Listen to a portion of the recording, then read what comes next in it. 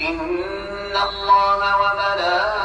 وملائكته يصلون على النبي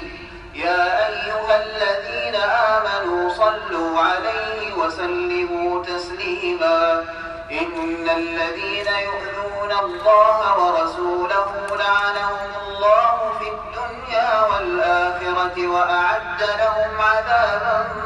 مهينا والذين يؤذون المؤمنين والمؤمنات بغير ما اكتسبوا فقد احتملوا بهتانا وإثما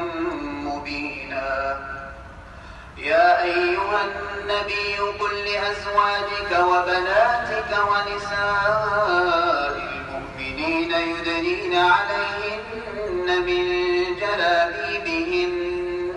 ذلك أدنى أن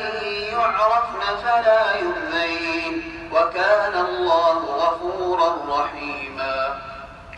لئن لم ينته المنافقون والذين في قلوبهم مرض والمرجفون في المدينة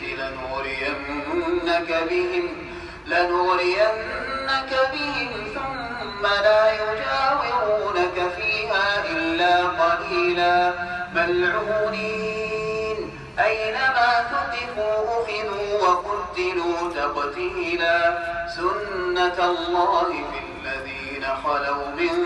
قبل ولن تجد لسنة الله تبديلا.